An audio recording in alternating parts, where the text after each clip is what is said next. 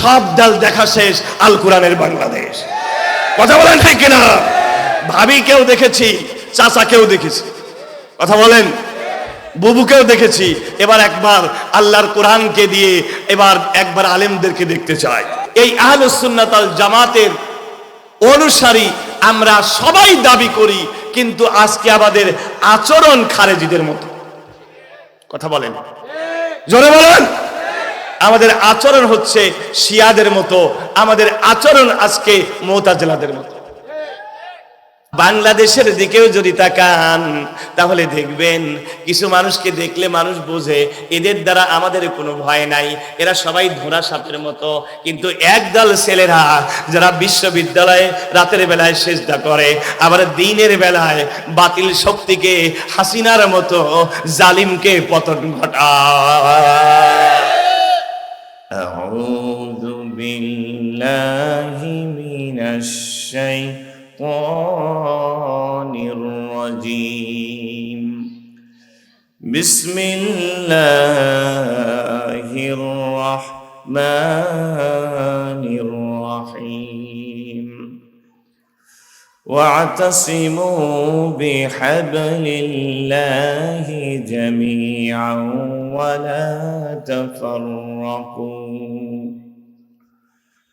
واذكروا نعمة الله عليكم إذ كنتم أعداء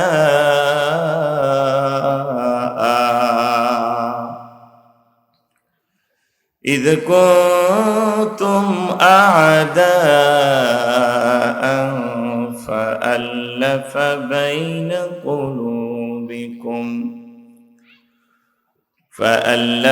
بين قلوبكم فأصبحتم بنعمته إخوانا وكنتم على شفا حفرة من النار فأنقذكم منها كذلك يبين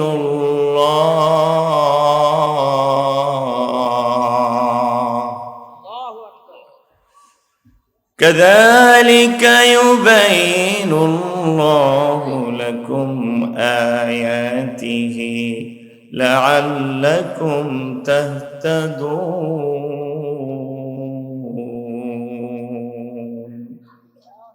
আলহামদুলিল্লাহ। আয়াতটি হচ্ছে সূরা আলে ইমরানের 103 নম্বর আয়াত। কোন সূরা? আলে ইমরান, মানে ইমরানের বংশধর। আলে ইমরান মানে কি? ইমরানের বংশধর। হযরত মারিয়াম আলাইহিস সালামের পিতার নাম ছিল ইমরান, মুসা আলাইহিস সালামের বাবার নামও ছিল ইমরান। এই সূরাগুলোর ভিতরে তাদের কথা আলোচনায় এসেছে এবং এই জন্য নাম নেওয়া হয়েছে আলু ইমরান, মানে ইমরানের বংশধর। আল্লাহ তাআলা এই সূরার ভিতরে বলছেন ওয়াতাসিমু বিহাবলিল্লাহি জামিআন ওয়া লা তাফাররাকু, তোমরা আল্লাহ তাআলার রশিকে, রজ্জুকে সম্মিলিতভাবে একসাথে আঁকড়ে ধরো। ওয়ালা তাফাররাকু, তোমরা পৃথক হইও না। সুবহানাল্লাহ। হুকুমটা কার? কিন্তু আমাদের ভিতর দলাদলি আছে না নাই? আজকে ওগুলো বলবো ইনশাআল্লাহ। ওয়াজকুরু নি'মাতাল্লাহি আলাইকুম ইয কুনতুম আ'দাআন ফাআল্লাফা বাইনা কুলুবিকুম, তোমরা আল্লাহ তাআলার ওই নিয়ামতকে স্মরণ করো যখন তোমরা ছিলে পরস্পরের শত্রু। অতঃপর আল্লাহ তাআলা তোমাদের অন্তরগুলোকে মিলিয়ে দিলেন। ফাসবাহতুম বিনিয়ামাতিহি ইখওয়ানা, তোমরা আল্লাহর নিয়ামতে পরস্পর ভাই ভাই হয়ে গেলে। সুবহানাল্লাহ। ওয়া কুনতুম আলা শাফা হুফরাতিন মিনান নার, তোমরা ছিলে জাহান্নামের কিনারে। আমাদের এই দেশে মুসলমানরা আসার আগে আমাদের বাপ দাদারা কিন্তু ছিল হয় হিন্দু নয় বৌদ্ধ। কথা বলেন। দেখবেন আমাদের দাদা বা পরদাদা অনেকের নামের সঙ্গে শ্রী যুক্ত আছে, আছে না নাই? আল্লাহ বলছেন ইসলাম আসার আগে তোমরা ছিলে জাহান্নামের কিনারে। ফাআনকাযাকুম মিনহা, তিনি তোমাদেরকে বাঁচিয়ে দিলেন জাহান্নাম থেকে। সুবহানাল্লাহ বলেন। কাযালিকা ইউবাইনুল্লাহু লাকুম আয়াতিহি, এমনি করে আল্লাহ তাআলা তার আয়াতসমূহ সুস্পষ্টভাবে বর্ণনা করেন। লাআল্লাকুম তাহতাদুন, আশা করা যায় তোমরা সঠিক পথ পাবে। কোরআন শুনলে হেদায়েত পাওয়া যায় কি যায় না? প্রিয় হাজিরিন, আয়াতটি মাদানী, সূরাটিও মাদানী। কোরআন তাফসীর শুনতে গেলে একটু মেধাটাকে শান্ত করতে হবে, চোখ কান খাড়া করতে হবে, লাফালাফি না, চিন্তাটাকে একটু শানিত করতে হবে। আমরা রাজি আছি ইনশাআল্লাহ? কোরআনের সূরাগুলোকে নাজিলের দিক থেকে দুই ভাগে ভাগ করা যায়। যেই সূরাগুলো হিজরতের আগে নাজিল হয়েছে এগুলোকে বলা হয় কি? মাক্কি সূরা। কি বলে? মাক্কি। মাদানী কি বলে? আর যেই সূরাগুলো হিজরতের পরে নাজিল হয়েছে তাকে বলে মাদানী। মাক্কি সূরার সংখ্যা ৮৬টি প্রসিদ্ধ বলতে, আর মাদানী সূরার সংখ্যা ২৮টি। এই মিলে ১১৪টি। আজকে আমরা যেই সূরাটি পড়েছি এই সূরা একটি মাদানী সূরা। এই আয়াত নাজিলের একটা প্রেক্ষাপট আছে। একবার আউস এবং খাজরাজ গোত্রের দুইজন লোক পরস্পর একটা ছোট্ট বিষয় নিয়ে গন্ডগোল শুরু করে দিল। গন্ডগোল করে একে অপরের উপরে তরবারি উদ্ধৃত করলো। শেষ পর্যন্ত আবার মারামারি গন্ডগোল লেগে যায়। অথচ রাসূল আসার আগে এই আউস এবং খাজরাজ বোয়াসের যুদ্ধ পালন করেছে ৪০ বছরেরও বেশি। এতদিন তারা যুদ্ধ করেছে, আর তাদের মধ্যে যুদ্ধ লাগাই দিয়ে কাঁঠাল ভেঙে খেত ইহুদিরা। আল্লাহ তাআলা বলছেন ওয়াতাসিমু, তোমরা আঁকড়ে ধরো। ওয়াতাসিমু, ইতিসাম শব্দটি এসেছে ইসমাতুন থেকে। ইসমাতুন বলা হয় ওই যে আগের যুগে যখন কাফেলা চলতো, উটের কাফেলা, উটের কাফেলাকে যেই জিনিসটা ধরে কাফেলা একসাথে থাকতো, পৃথক হতো না, তাকে বলা হতো ইসমা। আল্লাহ বলছেন তোমরা কাফেলা যেমন একটা আরেকটাকে ধরে একসাথে চলে, তোমরা মুসলমানেরা ঐক্যবদ্ধভাবে আঁকড়ে ধরো বিহাবলিল্লাহ, আল্লাহর হাবলকে, আল্লাহর রজ্জুকে। সুবহানাল্লাহ। জামিয়া, সম্মিলিতভাবে, ওয়ালা তাফাররাকু, তোমরা পৃথক হয়ো না। এখানে হাবলুল্লাহ মানে কি? হাবলুল্লাহ অর্থ আল্লামা ইবনে আব্বাস রাদিয়াল্লাহু তাআলা আনহু লিখেছেন, হাবলুল্লাহ মানে হচ্ছে আহদুহু, আল্লাহর সাথে মুসলমান যে ওয়াদা করেছে। আমরা আল্লাহর সাথে ওয়াদা করেছি কি করি নাই? করেছি কি করি নাই? রূহের জগতে আমরা আল্লাহর সাথে ওয়াদা করি নাই? করি নাই? আল্লাহ তাআলা বলেছিলেন রূহের জগতে, আলাস্তু বিরাব্বিকুম, আমি কি তোমাদের রব নই? আমরা সেদিন কি বলেছিলাম? ক্বালু বালা, আমরা বলেছিলাম হ্যাঁ অবশ্যই তুমি আমাদের রব। তাহলে আল্লাহর সাথে আমরা ওয়াদা করেছি, আমাদের রব কে? আল্লাহ। আল্লামা আব্দুল্লাহ ইবনে মাসউদ রাদিয়াল্লাহু তাআলা আনহু বলছেন, হাবদুল্লাহ মানে হচ্ছে দ্বীন ইসলাম। সুবহানাল্লাহ বলেন। আব্দুল্লাহ ইবনে মাসউদ রাদিয়াল্লাহু তাআলা আনহুর আরেকটা কওল রয়েছে, হাবলুল্লাহ মানে হচ্ছে আল্লাহর কোরআন। সুবহানাল্লাহ বলি। প্রকৃত অর্থে এই তিনটা জিনিসের ভিতরে কোনোই গরমিল নাই। গোটা কোরআন শরীফ এই কথাই বলেছে আমাদের রবকে। আর রব মানে যিনি আমার লালন পালনকারী, যিনি আমার ভালো করতে পারেন, যিনি আমাকে মন্দ করতে পারেন, যিনি আমার রিজিক দিতে পারেন, যিনি আমার প্রয়োজনীয় আইন দিতে পারেন, যিনি আমার সব দিতে পারেন, তিনি আমার রব। সুবহানাল্লাহ। আর দ্বীন ইসলাম, দ্বীন ইসলাম, এই ইসলাম শব্দের ভিতরেও সব রয়েছে। দ্বীন মানে আনুগত্য, দ্বীন মানে হচ্ছে বিচার, দ্বীন মানে আইন, দ্বীন মানে হচ্ছে রাষ্ট্র কাঠামো, দ্বীন মানে আমার কৃষ্টি কালচার। তার মানে দ্বীনের ভিতরে আমার গোটা জিন্দেগি রয়েছে। সুবহানাল্লাহ বলে। আবার আল্লাহ তাআলা বলছেন যে এখানে আব্দুল্লাহ ইবনে মাসউদ রাদিয়াল্লাহু তাআলা আনহু বলছেন যে এখানে হাবলুল্লাহ মানে হচ্ছে আল্লাহর কোরআন। আল্লাহর কোরআনের ভিতরে আমার গোটা জিন্দেগি আছে না নাই? তাহলে এই তিনটা কথার ভিতরে কোনো গরমিল আছে? আছে। সম্মানিত হাজিরিন, আল্লাহ রাব্বুল আলামিন বললেন তোমরা সম্মিলিতভাবে আল্লাহর কোরআনকে আঁকড়ে ধরো, আল্লাহর দ্বীনকে আঁকড়ে ধরো, আল্লাহকে রব হিসেবে গ্রহণ করো। ওয়ালা তাফাররাকু, আর তোমরা পৃথক হয়ো না। তোমরা এই রশিকে তোমরা আঁকড়ে ধরো। ইসলামকে, কোরআনকে বলা হলো রশি। কেন বলা হলো? আমার ভাইরা, একটু আলোচনার দিকে চলে যাই। আমরা তো এই দুনিয়ায় ছিলাম না, আমরা ছিলাম জান্নাতে। ধরে বলেন কোথায়? আমাদের বাবা আদম কোথায় ছিল? আমাদের মা হাওয়া কোথায় ছিল?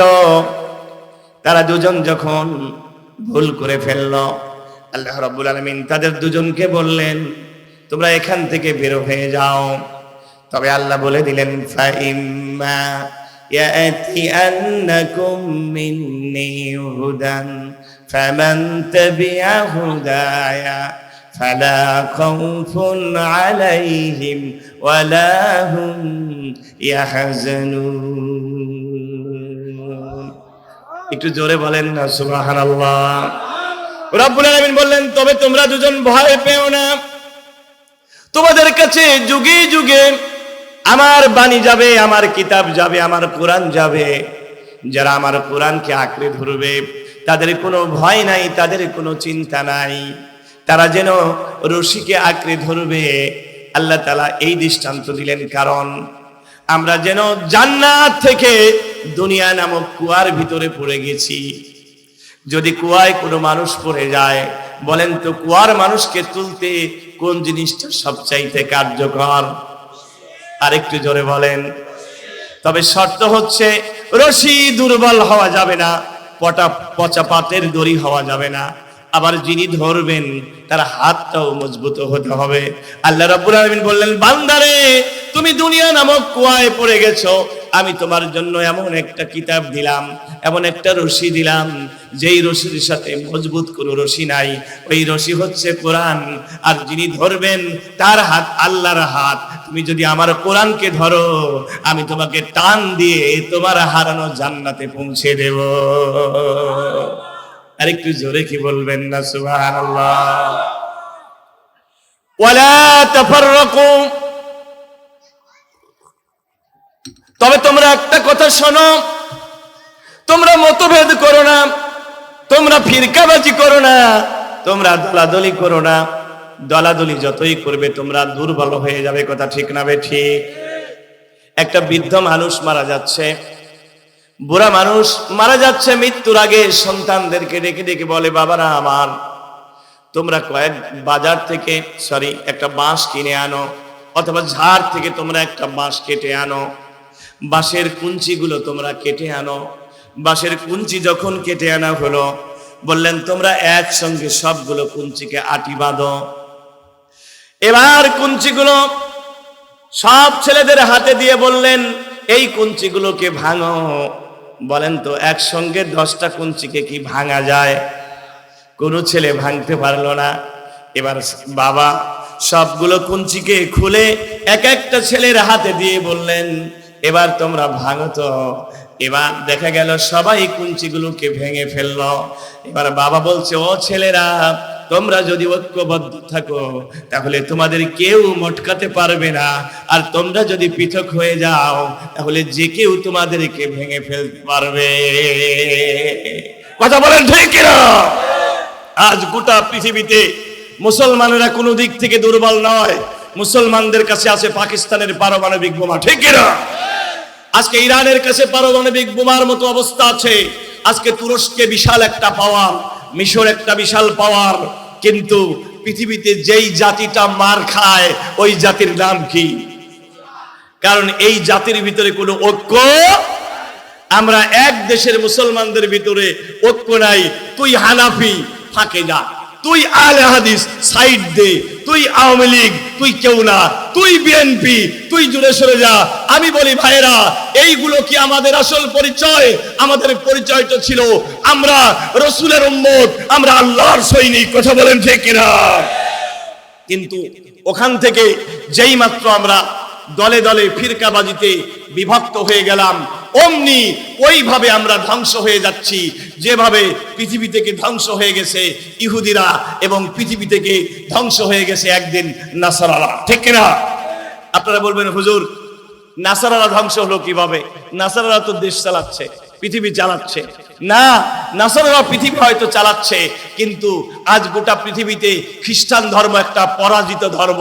খ্রিস্টান ধর্মের অস্তিত্ব পৃথিবী থেকে দূর হয়ে যাচ্ছে, ইসলাম সেখানে বিজয়ী হচ্ছে। সুবহানাল্লাহ, ঠিক না?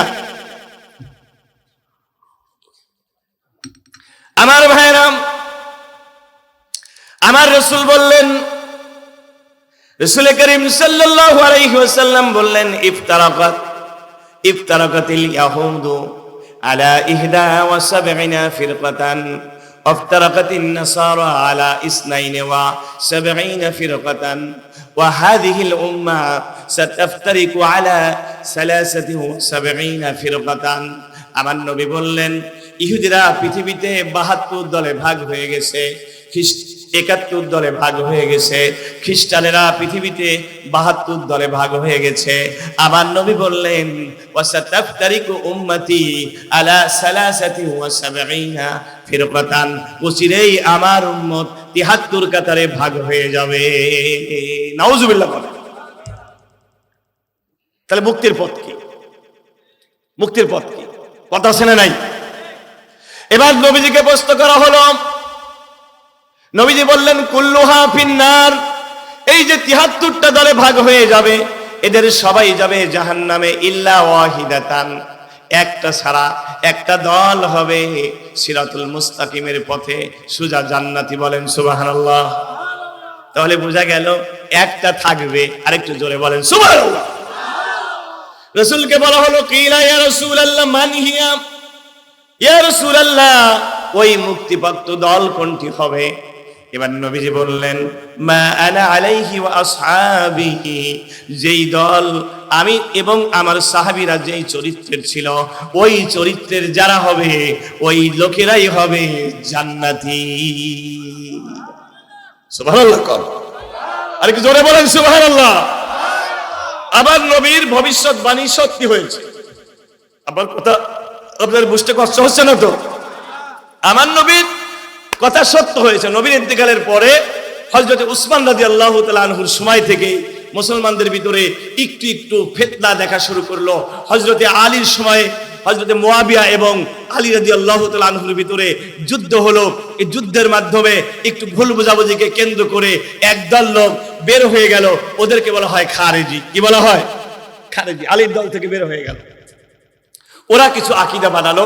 আরেক দল লোক, তারা হযরতে হুসাইন রাদিয়াল্লাহু তাআলা আনহুর শোকে মাতম করতে করতে বলল, আমরা আলীর দল, ওদেরকে বলা হয় শিয়া।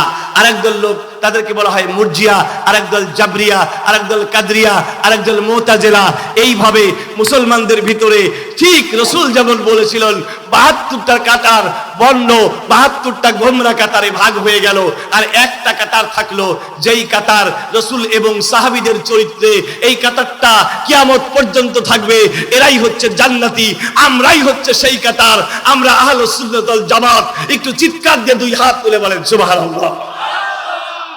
এখন প্রশ্ন হচ্ছে, এই আহলুস সুন্নাত ওয়াল জামাতের অনুসারী আমরা সবাই দাবি করি, কিন্তু আজকে আমাদের আচরণ খারেজিদের মতো। কথা বলেন, জোরে বলেন। আমাদের আচরণ হচ্ছে শিয়াদের মতো, আমাদের আচরণ আজকে মুতাজিলাদের মতো। বলবো হুজুর কেমন করে?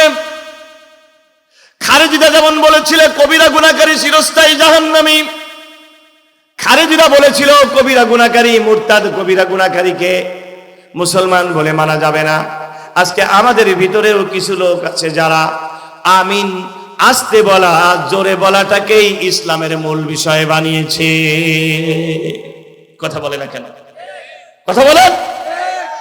ওরা বলে আমিন আস্তে, কেউ বলে আমিন আস্তে বললে পরে হবে না, কেউ বলে আমিন জোরে বললে হবে না। আসলে বলেন তো, আমিন আস্তে বলে জোরে বলা এটা কি ফরজ? এটা কি সুন্নাত? তাহলে এটা কি? এটা মুস্তাহাব। আস্তে বলার ব্যাপারেও যেমন হাদিস রয়েছে, তেমন জোরে বলার ব্যাপারেও হাদিস রয়েছে। এই ব্যাপারে যারা বাড়াবাড়ি করবে তারাই খারেজিদের চরিত্র হয়ে যাবে, আর যারা মধ্যমপন্থী অবলম্বন করবে তারাই হচ্ছে সিরাতুল মুস্তাকিম। কথা বলেন। শিয়ারা যেমন হযরত আলী এবং তার পরিবারের বাইরেও কাউকে মানতে চাইতো না, আজকেও আমাদের ভিতরেও এক শ্রেণীর মাজারপন্থীরা আছে যারা রাসূলের মোহাব্বতের দাবি করে, কিন্তু দেখা যায় রাসূলের উত্তরসূরি আলেমরা যখন এক একটা ফাঁসির মঞ্চে যায় তারা ইসলামের পক্ষে কথা বলে না, তারা জালিমের পা চাটে। কথা বলেন ঠিক কিনা? ওই শিয়ারা যেমন মুখে মোহাব্বতের ফুলঝুরি দেখিয়েছিল হযরতে হুসাইনের প্রতি, কিন্তু বাস্তবে ইসলামের শত্রুতা করেছে। আজকেও কিছু লোক মুখে আশেকে রাসূল বলে দাবি করে, কিন্তু আল্লামা সাঈদীর বিরুদ্ধে মামলা করে। এ কথা বলে না ঠিক কিনা? সাঈদীর বিরুদ্ধে প্রথম মামলা কে করেছে? প্রথম মামলা করেছে হচ্ছে মুজিবুল বাশার মাঝভান্ডারী। এরা কিন্তু আশেকে রাসূল বলে দাবি করে মুখে, কিন্তু আবার আশেকে রাসূল, রাসূলের উত্তরসূরি ওয়ারাসাতুল আম্বিয়া আল্লামা দেলোয়ার হোসেন সাঈদীর বিরুদ্ধে মামলা করে। আমরা বলি ওরাই হচ্ছে গোমরাহ। কথা বলেন ঠিক কিনা? ওই গোমরা পথে চলা যাবে না, চলতে হবে সিরাতুল মুস্তাকিমের পথে। যেই রাস্তা ছিল সাহাবীদের রাস্তা, যেই রাস্তা ছিল রাসূলের দ্বীন প্রতিষ্ঠার রাস্তা। আল্লাহ তাআলা বলেন ওয়াতাসিমু বিহাবলিল্লাহি জামিয়া, তোমরা আল্লাহর রশিকে দ্বীনকে প্রতিষ্ঠা করার জন্য ঐক্যবদ্ধ হও। তোমরা এই ফিরকাবাজি নিয়ে আমিন আস্তে বলা, জোরে বলা নিয়ে বাড়াবাড়ি করলে হবে না, বরং আল্লাহর জমিনে আল্লাহর আইন চলে না, তাগুতের আইন চলে। এই তাগুতকে সরিয়ে দিয়ে কুরআনের রাজ কায়েম করতে হবে। ছোটখাটো মতভেদ ভুলে যাও, এই কুরআনের রাজ কায়েম করা, এটাই হচ্ছে সাহাবীদের রাস্তা। কথা বলেন ঠিক কিনা? কষ্ট হচ্ছে আপনাদের? কথা সত্য না মিথ্যা? ভাই আমার বলবেন এবার, সাহাবীদের চরিত্র এমন ছিল, তার প্রমাণ কি? আল্লাহ রাব্বুল আলামিন কোরআনে কারিমে বলছেন মুহাম্মাদুর রাসূলুল্লাহ والذين معه أشداء على الكفار رحماء بينهم تراهم ركعا سجدا يبتغون فضلا من الله ورضوانا سيماهم في وجوههم من أثر السجود।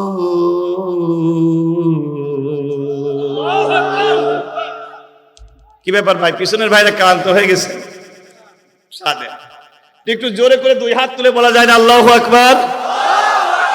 চিৎকার দিয়ে বলেন আল্লাহু আকবার। বাণীটা কার? এই যে আজকে আমাদের দেশে কেউ বলতে চাই হুজুর মানুষের সাথে মিষ্টি মিষ্টি কথা বলা, এটাই হচ্ছে এই রাস্তাই নাজাতের একমাত্র রাস্তা। আছে না নাই? না ভাই না, তুমি মিষ্টি মিষ্টি কথা বলে মানুষকে ইসলামের দিকে বুঝাও, কিন্তু এটাই নাজাতের একমাত্র রাস্তা না, বরং এটাও একটা রাস্তা।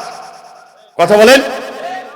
আবার কেউ হয়তো বলতে চাই জিহাদ জিহাদ জিহাদ চাই, জিহাদ করে বাঁচতে যাই, দরকার হলে বোমা মেরে হলেও ইসলাম প্রতিষ্ঠা করতে হবে, এরকম লোক আছে না নাই?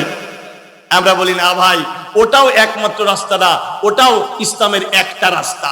সাহাবীদের চরিত্রের ভিতরে দুইটা চরিত্রই ছিল একই সাথে। তারা রাতের বেলায় তাহাজ্জুদ গুজার ছিল, সেজদায় পড়ে থাকতো, আবার দিনের বেলায় তারা ঘোড়সওয়ার হয়ে জিহাদের ময়দানে তারা লড়াই করতো। জোরে কন্ঠা সুবহানাল্লাহ। আল্লাহ কোরআন শরীফে এই কথাই বলছে সূরাতুল ফাতার ভিতরে। আমার কথা বুঝতে গেলে কিন্তু একটু মেধা থাকা লাগবে, একটু ব্রেন খাটাতে হবে। রোমান থেকে একবার একদল গোয়েন্দা আসলো, মুহাম্মদুর রাসূলের সাহাবীদেরকে হারানো যায় না কেন? বদরের ময়দানে তাদের সৈন্য ছিল মাত্র 313 জন, কাফেরদের সৈন্য ছিল কত? 1000। বিজয় হয়েছে কাফেরেরা না মুসলমানেরা? একটু জোরে বলবেন না সুবহানাল্লাহ। উহুদের যুদ্ধে মুসলমানের সৈন্য ছিল মাত্র 700, কাফেরেরা ছিল 3000। ওই যুদ্ধেও মুসলমানেরা প্রথমে বিজয়ী হয়েছিল, কিন্তু পরবর্তীতে একটু বিপর্যয় হয়েছিল, তবে হারাতে পারে নাই। জোরে কি বলবেন না সুবহানাল্লাহ। খন্দকের যুদ্ধে মুসলমানদের সংখ্যা ছিল মাত্র 1500, কাফেরদের সৈন্য সংখ্যা ছিল 10,000। বিজয়ী হয়েছিল কারা? এবার আসেন মুতার যুদ্ধে মুসলমানদের সৈন্য চিহ্ন ছিল মাত্র 3000, আর কাফেরদের সৈন্য সংখ্যা ছিল 2 লক্ষ। বিজয় হয়েছে মুসলমান। একটু জোরে কি বলবেন না সুবহানাল্লাহ। এবার রোমান থেকে গোয়েন্দা পাঠানো হলো, যাও তো এই মুসলমানদের হারানো যায় না কেন, এই মুসলমানদেরকে হারানো যায় না কেন, কেন তাদেরকে পরাজিত করা যায় না। এবার রোমান গোয়েন্দা চলে আসলো মদিনায়। রোমান গোয়েন্দা এসে দেখে এই সাহাবীরা দিনের বেলায় লড়াই করে, এক একটা যোদ্ধা হাতে তরবারি নিয়ে, এক একটা বীর পুরুষ, কিন্তু রাতের বেলায়, রাত যখন হয়ে যায়, তারা এত বিনয়ী, হাত দুটোকে আসামির মতো করে বেঁধে তারা দু চোখের পানিগুলো ছেড়ে দেয়। এবার রোমান গোয়েন্দা গিয়ে বলল, আল্লাহর কসম, মুহাম্মাদের সৈন্যকে কোনোদিন হারানো যাবে না, কারণ কারা হচ্ছে রুকবানুন ফিল ইয়াউম, তারা রুকবানুন ফিল ইয়াউমি ফুরসানুন ফিল ইয়াউমি ওয়াসুজ্জাদুন ফিন নাওম, তারা দিনের বেলায় এক একটা ঘোড়সওয়ার, আর রাতের বেলায় তারা সিজদাকারী। একটু জোরে কি বলবেন না সুবহানাল্লাহ। আমার ভাইরাম, তাহলে সাহাবীদের চরিত্র কেমন ছিল? সাহাবীরা একই সঙ্গে যেমন মসজিদের ভিতরে আল্লাহ আল্লাহ করছে, তারা বলেছে এই জমিনটা যার, আইন চলবে, আইন চলবে। তারা যেমন ভাবে তাসবিহ পড়েছে, কিন্তু একই সাথে হাতে তরবারি তুলে নিছে, ঠিক কিনা বলেন? একই সাথে যেমন তারা ছিল নরম।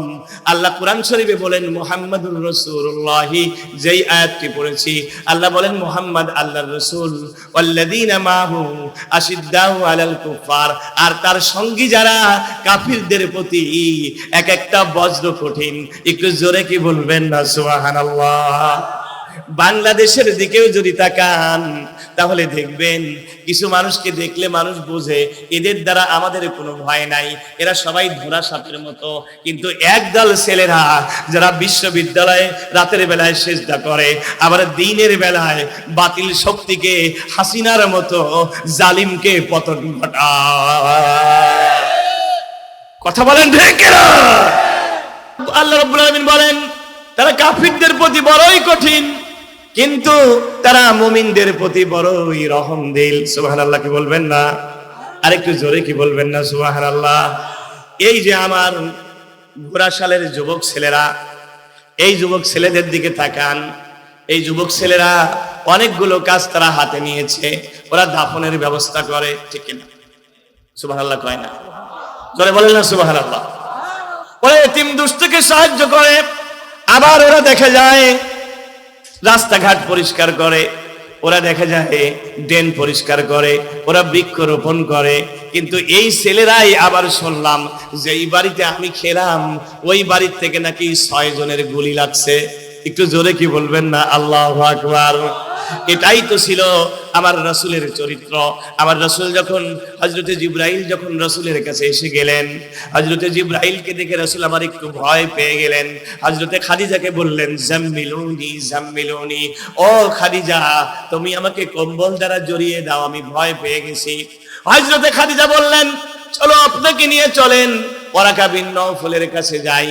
হযরতে ওয়ারাকা বিন নওফলের কাছে যখন গেলেন, তখন খাদিজা বললেন ইসমা মা ক্বালা ইবনু আখিকা, আপনার ভাতিজা কি বলে একটু শুনেন।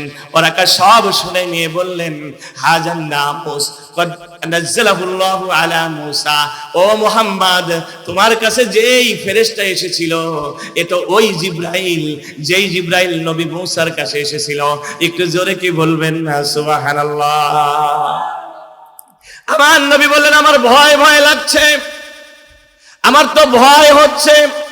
হযরতে খাদিজা বলেছিলেন আপনি ভয় পাবেন না, আল্লাহি লা ইউযিকাল্লাহু আবাদা, আল্লাহ কোনোদিন আপনাকে অপমান করবেন না। এই কথা বলে হযরতে খাদিজা নবীজির 5টা চরিত্রের কথা বলেছিলেন। তিনি বলেছিলেন ইন্নাকা লা তাসিলুর রাহমা, আপনি আত্মীয়তার সাথে সম্পর্ক রক্ষা করেন। ওয়া তাহমিলুল কাল্লা, আপনি বিধবার বোঝাকে মাথায় তুলে নেন। ওয়া তাকসিবুল মাদুম, আপনি নিঃস্বকে সাহায্য করেন। ওয়া তুইনু আলা নওয়াইবিল হাক্কি, আপনি মজলুমের সাহায্য করেন। ওয়া তুকরিউদ দাইফা, আপনি মেহমানের সম্মান করেন। এই সবগুলো হচ্ছে সামাজিক কাজ। একটু জোরে কি বলবেন না সুবহানাল্লাহ। বাংলাদেশে এমন একটা ইসলামী দল আছে, যে ইসলামী দল বাতিল শক্তির জন্য তারা এক একটা বজ্র কঠিন হোক, একটা বজ্র কঠিন সিংহের মতো কথা বলেন, ঠিক কিনা? যারা বলেন ঠিক কিনা?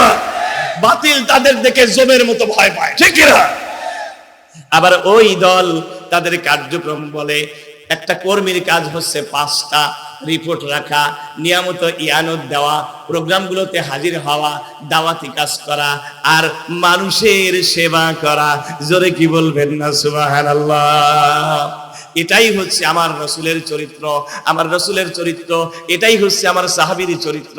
তারা ইসলামকে শুধু এক জায়গায় ভাগ করে নাই, তারা সব জায়গায় আল্লাহর কোরআনকে প্রতিষ্ঠিত করতে চায়। ইনিল হুকমু ইল্লা লিল্লাহ, জমিন যার আইন চলবে তার। আসতে বলেন, কেউ মাইন্ড করবে? জমিন কার?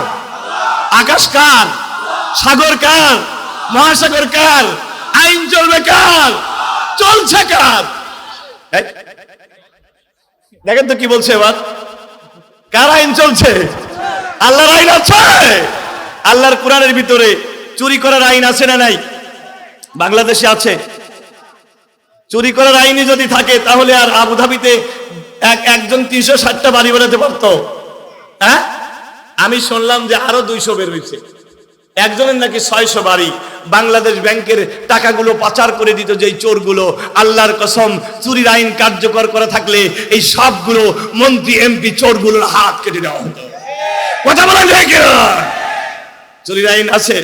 জিনা করলে আমার ভাই যে পর্দার ওয়াজ করলো, কিন্তু পর্দা তো খালি ওয়াজ করে হবে না, ওয়াজ করে জুতা চুরি বন্ধ করা যায় নাই, যাবে না।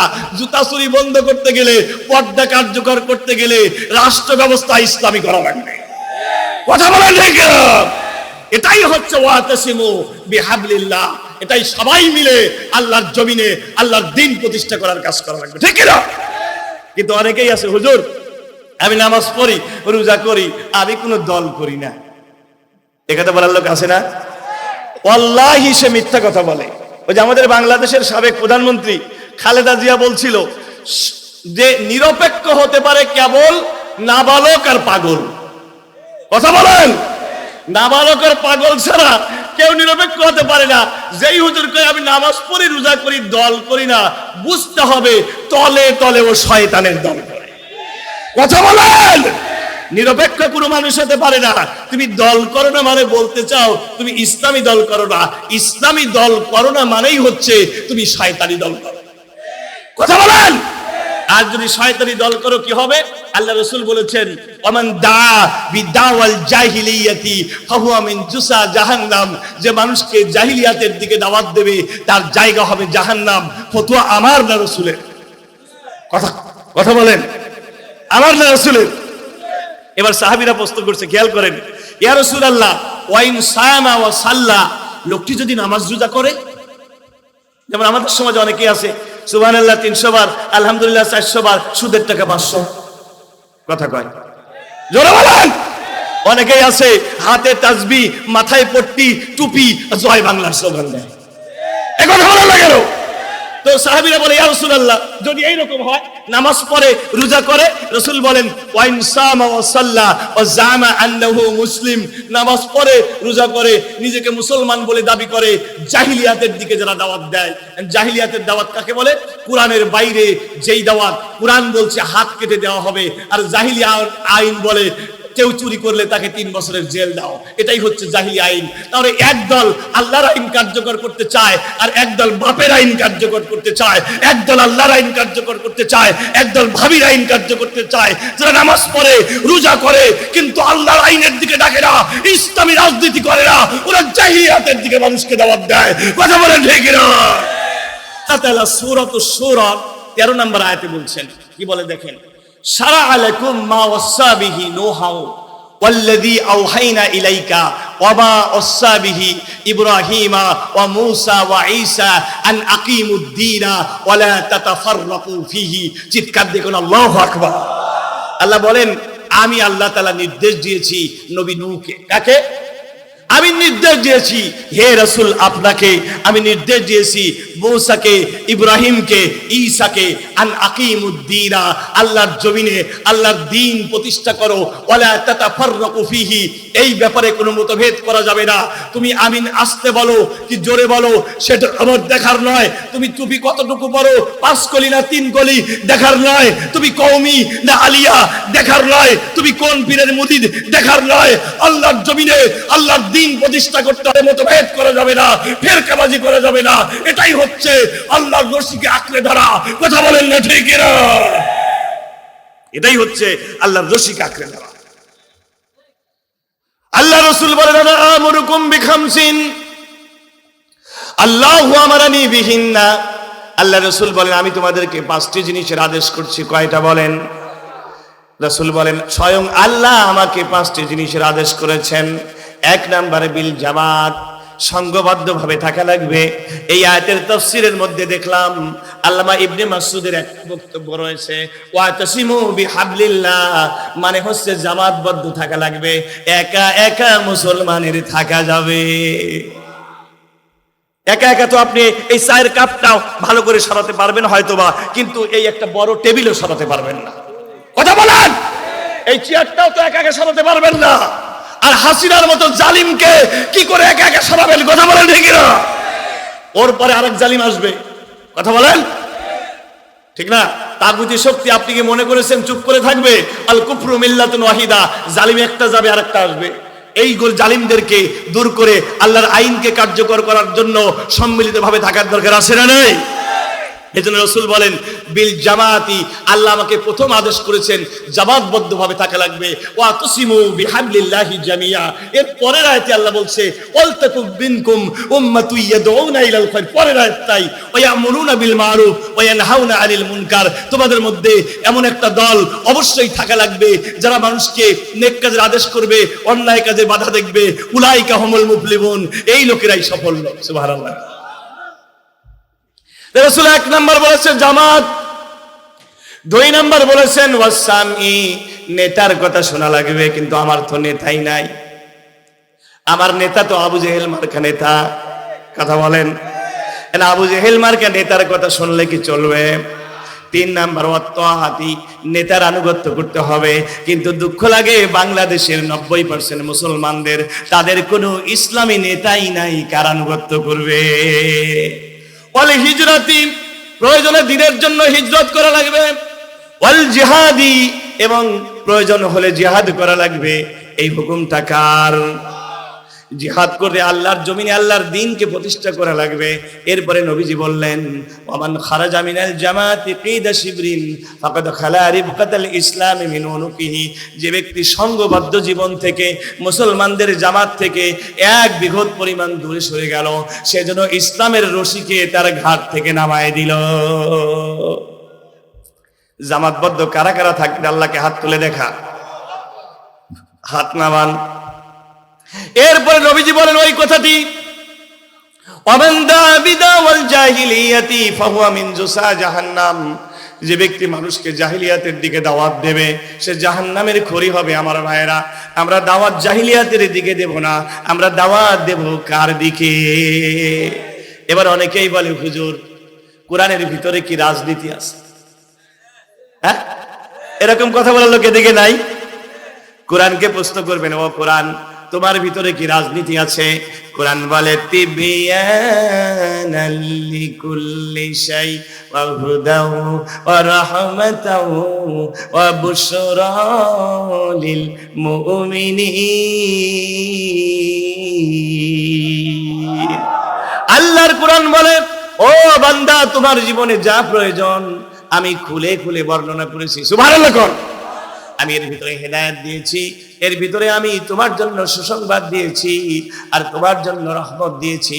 কোরআনের আইন যদি কার্যকর করা হতো তাহলে হযরতে ওমরের সময়, হযরতে ওমর ইবনে আব্দুল আজিজের সময় যাকাত নেওয়ার মতো যেমন লোক পাওয়া যেত না, আল্লাহর কসম করে বলি বাংলাদেশেও যদি ইসলাম কার্যকর করা হয় 10 বছরের ভিতরে এই দেশেও যাকাত নেওয়ার মতো লোক পাওয়া যাবে না। কোন একদিন এদেশের আকাশে কালিমার পতাকা দুলবে, সেদিন সবাই খোদাই বিধান পে দুঃখ বেদনা ভুলবে। সেদিন আর রবে না হাহাকার, অন্যায় জুলুম অবিচার, থাকবে না অনাচার দুর্নীতি কদাচার, সকলেই শান্তিতে ঘুমাবে। সেদিন সবাই খোদাই বিধান পে দুঃখ বেদনা ভুলবে। মারহাবা বলেন, আরে জোরে বলেন মারহাবা। আপনাদের কি বিশ্বাস হয়? বিশ্বাস হয়? আরে মন্ত্রী তো অনেক দেখছেন, মন্ত্রী তো দূরের কথা, এই মেম্বার তার টাকা 300 কোটি। কথা বলেন, সাবেক প্রধানমন্ত্রী তো বলেছে ওর পিয়নের নাকি 400 টাকা। আর এই বাংলাদেশে মন্ত্রী তো আরো ছিল। কথা বলেন, কথা বলেন। ওই মন্ত্রীদের জানাজার নামাজে গিয়েছিলাম, আল্লাহু আকবার, চোখের পানি বের হয়ে যায়। মন্ত্রীর বাড়িতে টিনের ঘর। একটা দেশ দল, যেই দলের এত বড় বড় ব্যাংক, এত বড় প্রতিষ্ঠান, সেই দলের চেয়ারম্যান মন্ত্রী, তার বাড়িতে টিনের ঘর। জোরে কি বলবেন না সুবহানাল্লাহ? মাইক্রোস্কোপ দিয়েও যাদের দুর্নীতি খুঁজে পাওয়া যায় না, এই মানুষদেরকে মানুষ চেনে না। মানুষ আজকে শয়তানের পিছনে চলে। কথা বলেন। আবার অনেকে বলে হুজুর আপনি একটা হুজুর মানুষ, আপনি কে এই কামে আইছেন, আপনি কে রাজনীতিতে আইছেন, আপনি কে এমপির দাঁড়ান, আসেন না নাই? কথা বলেন। আমি বলি ভাইরা, আমি বলি আমি হুজুর মানুষ জন্যই তো রাজনীতি করি, কারণ আমার রাসূল রাজনীতি করেছে। কথা বলেন। আজকে অনেক হুজুর বলে যে there is no politics in Islam, Islam should be separated from religion, religion is separate thing, Islam is separate thing. আমি বলি তোর মতো মিথ্যাবাদী আর ভণ্ড একটাও নাই। কথা বলেন। আমার রাসূল মক্কা থেকে যখন মদিনায় হিজরত করেছিলেন, আল্লাহকে বলেছিলেন ওয়াজআলনি মিন লাদুনকা সুলতানান নাসীরা। আয় আল্লাহ, 13 বছর দাওয়াতি কাজ করেছি, মাত্র 500 মানুষের বেশি ইসলাম গ্রহণ করে নাই। আমি এবার মদিনায় যাচ্ছি, মদিনায় একটা ইসলামী রাষ্ট্র, বিজয়ী রাষ্ট্র আমাকে দাও। জোরে কন্যা সুবহানাল্লাহ। এবার বিজয়ী রাষ্ট্রের মাধ্যমে কি হলো? রাসূল হিজরত করলেন। তার মাত্র 6 বছর পরে যখন হুদাইবিয়ার সন্ধির সময় রাসূলের সাথে পুরুষ সাহাবী ছিল 1400। সুবহানাল্লাহ। এরপরে 8ম হিজরিতে মক্কা বিজয় করলেন, রাসূলের সাথে সাহাবী ছিল 10,000। একটু জোরে করলে সুবহানাল্লাহ। 10ম হিজরিতে ইসলামী রাষ্ট্র প্রতিষ্ঠা হওয়ার পরে রাসূল যখন হিজরত করলেন মক্কায়, আল্লাহ রাসূলের সাথে সাহাবী ছিল 1,20,000। আল্লাহু আকবার, জোরে বলবেন না? আজকেও ইসলামী রাষ্ট্র যদি হয় তাহলে দেখবেন আর পৃথিবীতে ফিলিস্তিন, কাশ্মীর কোন জায়গায় একটা ইহুদির বাচ্চা মুসলমানকে মারতে পারবে না। এই জন্যই ওরা চায় মুনাফিকেরা ইসলামী রাষ্ট্রের ক্ষমতায় বসে থাক। আমরা বলতে চাই ওই যুগে রাসূল রাষ্ট্র ক্ষমতা পাওয়ার পরে মাত্র 10 বছরের ভিতরে গোটা এরিয়ার ভিতরে ইসলাম যেমন প্রতিষ্ঠিত হয়েছিল, রাসূলের ইন্তেকালের পরে ওমরের সময় রোমান এবং পারস্য সাম্রাজ্য মুসলমানদের কাছে মাথা নত করেছিল। হযরত উসমানের সময় আফ্রিকা বিজয় হয়েছিল, স্পেনের পিরিনিস পর্বতমালা পর্যন্ত কালেমার পতাকা পথ করে উঠতেছিল। তারপরে উমাইয়া খেলাফতের সময় একদিকে হযরতে মুসা ইবনে নুসাইর, তারিক বিন জিয়াদ স্পেন বিজয় করলো, আর এক সাহাবী কুতাইবা ইবনে মুসলিম তিনি গোটা রাশিয়া বিজয় করলো, আর এক সাহাবী আরেকজন সৈন্য মুহাম্মদ ইবনে কাসিম সিন্ধু রাজা দাহিরকে পরাজিত করে ভারত উপমহাদেশ বিজয় করে চীনের রাজার প্রাসাদ পর্যন্ত কালেমার পতাকা পৌঁছে দিল। জোরে কোন আল্লাহু আকবার।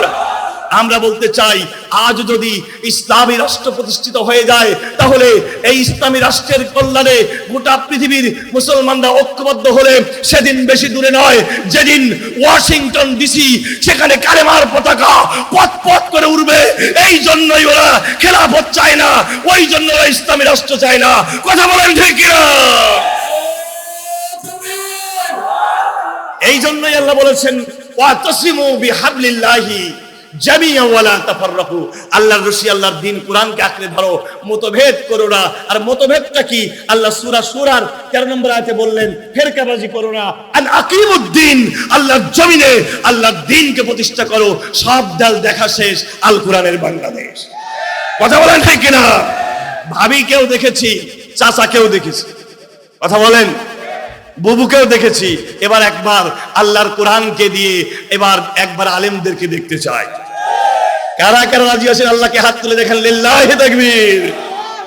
আল্লাহ কবুল করুন, জোরে বলি আমিন।